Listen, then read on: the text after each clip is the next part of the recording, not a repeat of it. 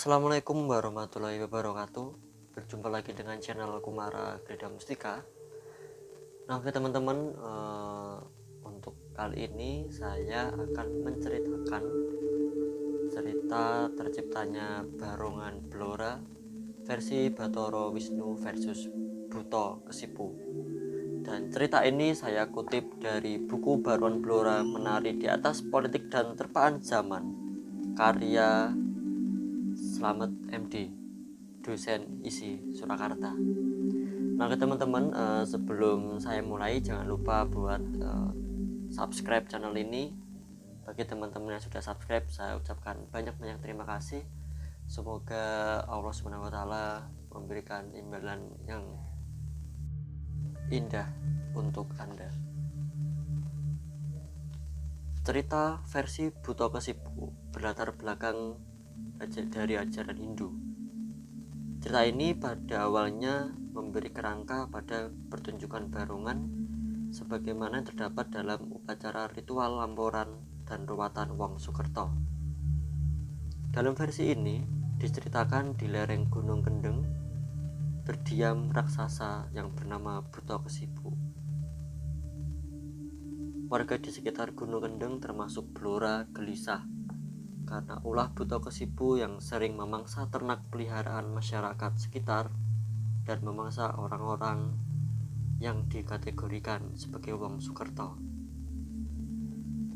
Diceritakan ketika Bathara Kala meminta makanan kepada Bathara Guru, ayahnya, selanjutnya Bathara Guru berpesan sebelum memakan mangsanya terlebih dahulu harus dibunuh dengan senjatanya, yaitu pedang Mentawa.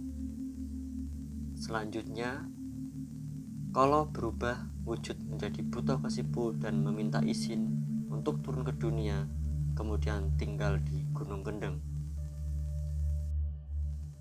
Bathara Kala setelah meninggalkan Kahyangan, Bathara Narada kemudian memberikan saran kepada Bathara Guru bahwa manusia di dunia akan habis dimakan Bathara Kala kalau tidak dicarikan jalan keluar.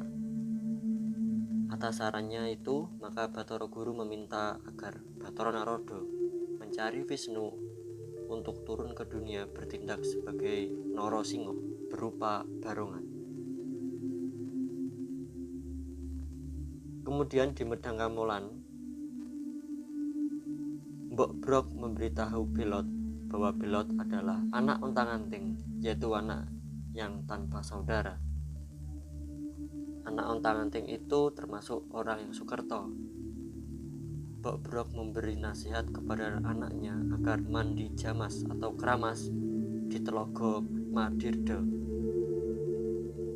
Atas perintah ibunya itu, Belot berangkat menuju telaga. Bersamaan dengan itu, Kala juga datang di telaga dan mengetahui Belot yang sedang mandi.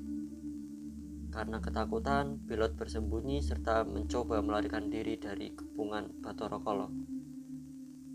Namun demikian, Bathara Kala terus mengejarnya, tetapi kakinya terjerat sampah bambu. Belot masuk ke dalam, menyampar periuk nasi sehingga terguling. Bathara Kala terus mengikuti. Kemudian Belot bersembunyi di rumah yang belum jadi. Bathara Kala terus mengejarnya. Karena merasa jengkel, Bathara Kala mengutuk pemilik rumah agar rezekinya dikurangi. Akhirnya Belot masuk ke desa, namun Bathara Kala tetap mengikuti untuk menangkapnya. Bathara Wisnu dihadapkan Semar atau Kinayantaka Gareng atau untuk menerima kedatangan Bathara Narada, meminta Bathara Wisnu turun ke dunia bertindak sebagai Narasingha atau barongan. Kemudian Bathara Wisnu mencari keadaan Bathara Kala telah menjelma menjadi Buta Kesipu. Kegelisahan dan penderitaan masyarakat sekitar Gunung Kendeng terdengar oleh Bathara Wisnu yang saat itu belum berubah wujud. Di desa Medang Kamolan, Bathara Wisnu bertemu Mbok Brok.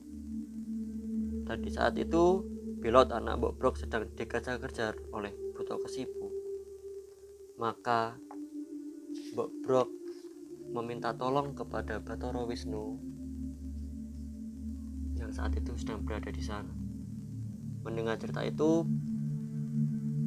Bathara Wisnu kemudian menyuruh Mbok Brok untuk pulang dan menyiapkan sesaji. Bathara Wisnu menolongnya karena kesaktian Buto Kesipu yang tidak dapat dibunuh manusia maupun hewan dan tidak dapat dibunuh di siang hari atau malam hari menjadikan bingung Bathara Wisnu. Namun Bathara Wisnu tidak kurang akal, menjelmalah ia berubah menjadi Narasingha seperti yang diperintahkan oleh Narada. Narasingha berkepala singa, berbadan manusia, dan berangkatlah ia menuju kediaman Buto Kesipu tepat pada sore hari. Dengan cara demikian terbunuhlah Buto Kesipu di tangan Narasingha, jelmaan Bathara Wisnu. Berlatar belakang cerita itulah masyarakat Blora membuat topeng kepala singa yang oleh masyarakat Blora diidentikan dengan harimau. Sedangkan untuk Buto Kesipu dibuatlah topeng genderuwo, yaitu sosok raksasa hitam yang membawa pedang. Kedua tokoh inilah yang kemudian selalu hadir dalam pertunjukan Barongan Blora. Nah, teman-teman, cerita tadi saya ambil dari buku Barongan Blora, Menari di Atas Politik dan Terpaan Zaman, karya Bapak Slamet MD.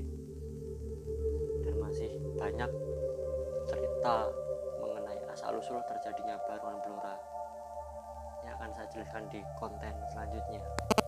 Terima kasih yang sudah menyimak konten kali ini. Saya mohon bila ada kesalahan, jadi saya hanya menuturkan sesuai buku referensi yang ada. Terima kasih. Akhir kata, wabillahi taufiq wal hidayah. Wassalamualaikum warahmatullahi wabarakatuh.